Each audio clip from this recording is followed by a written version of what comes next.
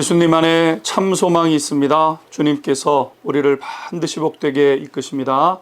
오늘의 말씀은 누가복음 2장 40절에서 47절 주님과 동행하는 생활입니다. 오늘 말씀은 예수님의 어린 시절의 사건을 다루는 내용입니다. 다른 복음서는 침묵하고 있는 내용이라고 할 수 있습니다.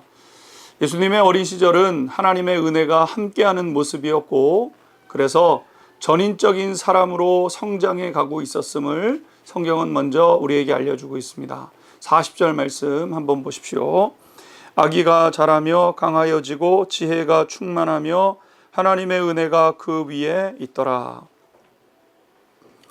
예수님은 시간이 지나면서 내면의 강함과 지혜가 충만해져 가셨음을 성경은 말씀하고 있습니다. 오늘 본문에 보게 되면 예수님을 설명하는 굉장히 중요한 세 가지를 기록하고 있는데, 첫 번째는 육체나 지식이 성장하는 것을 넘어서서 속사람이 강해져 가셨다는 것을 말씀하고 있습니다. 예수님이 속사람에 강하여져 가셨다는 것은 죄에 대하여는 단호하셨고 의에 대해서는 기쁨으로 복종하는 모습을 가지셨다는 거죠. 이런 모습은 유혹이나 시련 앞에서 그것을 끊어내고 바른 일을 행하게 되고, 동시에 사람들은 환경으로 인해서 두려움과 슬픔, 공포를 겪지만 강한 사람들은 그 뒤에 일어나는 일들을 바라보면서 참고 인내하며 안정감을 가져다주는 그런 은혜를 경험하게 되는 것이죠. 이게 예수님의 어린 시절의 첫 번째 모습이었다는 겁니다. 두 번째는 지혜가 충만하셨다 그랬습니다. 지혜는 통찰력과 문제를 해결하는 능력이라고 할 수 있는데, 이런 것이 하나님을 경외하는 데서 나오는 것임을 성경은 우리에게 말씀합니다. 하나님이 미워하시는 것에 대해서 함께 미워하고 하나님이 기뻐하시는 것을 자원함으로 택함으로 지혜를 얻게 되는 것이죠. 그리고 마지막으로 세 번째 보게 되면 은혜가 충만하였다 말씀하셨습니다. 세상이 감당할 수 없는 사람은 은혜가 충만한 사람이라고 할 수 있는데요. 은혜가 있는 사람은 잘 안 되는 것 같은데 결국은 형통하게 되는 사람이 은혜가 있는 사람입니다. 온 사방이 다 막히는 것 같고 정말 안 되는 상황인 것 같은데 마지막에 정말 좋은 길이 열리는 사람들, 은혜가 있는 사람들이죠. 또 가만히 생각해 보면 왜 열리는지 나도 이해가 되지 않을 만큼 그런 은혜가 있는 사람들, 은혜가 있는 사람들입니다. 바라기는 오늘 이 말씀을 듣는 우리 모든 성도님들 한 분 한 분에게도, 또 우리 성도님들의 자녀와 손자녀들에게도 예수님이 누리셨던 속사람의 강함과 지혜가 충만함과 하나님의 은혜가 머무는 백성이 될 수 있게 되기를 주님의 이름으로 축복합니다.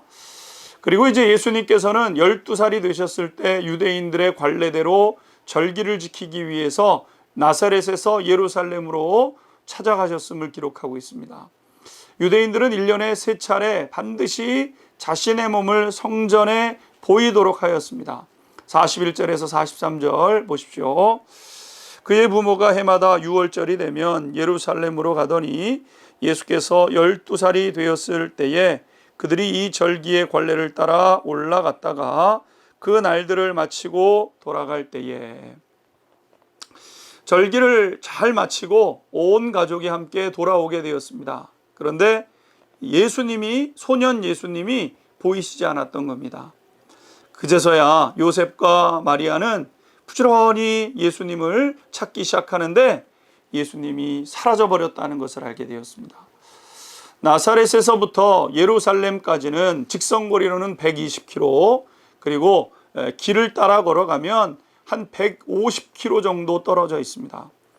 남자 걸음으로 부지런히 걸으면 하루에 30km 정도를 걸을 수 있기 때문에 적어도 5일 이상이 걸리는 거리였던 것이죠. 그러니 부모는 되돌아가면서 예수님을 찾기 시작합니다. 찾다 예루살렘까지 이르게 되었는데 3일 길을 걷게 되었다, 이렇게 말씀하고 있습니다. 우리는 여기서 중요한 한 가지 사실을 깨닫습니다. 종종 우리는 예수님과 함께 늘 동행하고 있다고 생각합니다. 그런데 실제로는 예수님 없이 예수님과 별개로 지낼 때가 있게 된다는 것이죠. 예수님이 분명히 나와 동행해 주실 것이라고 믿지만 그 믿음이 너무 지나친 나머지 예수님이 나를 따라오실 것이라고 생각하기 때문 아니겠습니까? 분명한 것은 예수님은 하나님의 뜻을 이루기 위해서 예수님이 계셔야 했던 그 공간에 머물고 계셨던 것이죠. 사랑하는 성도 여러분, 우리는 순간순간 우리가 예수님과 동행하고 있는지를 점검해야 함을 깨닫게 됩니다. 그럴 때 우리의 삶이 주님과 함께하면서 누리는 복된 삶이 되게 되는 것이죠. 매 순간 예수님을 찾으며 한 걸음 한 걸음 주님과 동행하는 성도님들 될 수 있게 되기를 주님의 이름으로 축복합니다. 기도하겠습니다. 주님과 동행하는 생활 되게 하여 주옵소서. 당연히 주님이 나와 함께 하시겠지라는 생각이 아니라 주님 가시는 곳에 나도 있기를 바라는 마음으로 살아가게 하여 주옵소서. 예수 그리스도의 이름으로 기도하옵나이다. 아멘.